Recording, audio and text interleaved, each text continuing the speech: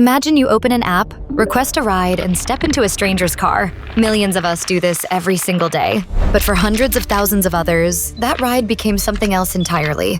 According to an investigation by the New York Times, internal court documents reveal that Uber recorded 400,181 reports of sexual assault and misconduct in the United States.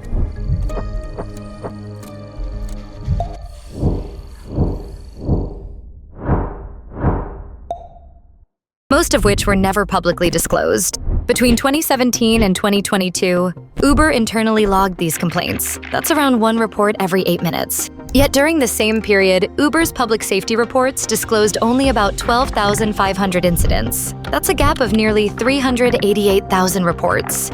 So where did the rest go? To put that in perspective, the publicly disclosed number represents roughly 3% of what was really being reported internally. Now, Uber has a response to this, and it's important to hear it. Uber's head of safety for the America, Hannah Niels, said the 400,000 reports were unaudited, meaning they could include false reports submitted to get refunds.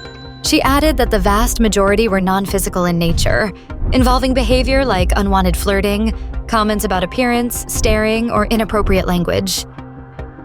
Uber also pointed out that during the same period, 6.3 billion trips took place in the United States, meaning all the reports amounted to just 0.006% of total rides. So is Uber right? Is this being blown out of proportion? Here's the problem with that argument. Calling 400,000 reports minor or non-physical doesn't make them disappear. And the way Uber chose to categorize its public reporting was a deliberate decision. Uber says, it publicly reports on only the 5 most serious categories of sexual assault because those are the least subjective and most reliable.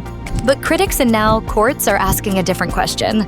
Who decided what counts as serious enough for the public to know? Numbers are one thing, but let's talk about what those numbers actually look like in real life. A woman in Houston got into an Uber for what was supposed to be a 22-minute ride home. It turned into a 5-hour nightmare. Uber's internal probe found the trip diverted to other locations shortly after 9 p.m. The company sent automated notifications and a robocall. But when she didn't respond, no further action was taken. The trip stayed active near a Motel 6 for hours. When the woman eventually reported the incident, Uber banned the driver, who it turned out had already received 2 prior accusations of sexual misconduct for inappropriate comments. Uber's own internal report asked, are our actions or lack of actions defensible? But that question was buried in sealed court documents. This is where the story gets even harder to dismiss.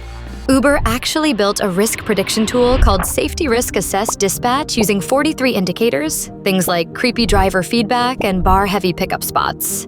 In 2018 testing, it correctly flagged 15% of assaults, but by 2024, it was still sending out high-risk trips. Uber also tested the idea of pairing women riders with women drivers, which has reduced incidents. The company is now piloting this in Los Angeles, San Francisco, and Detroit, but only after years of legal pressure.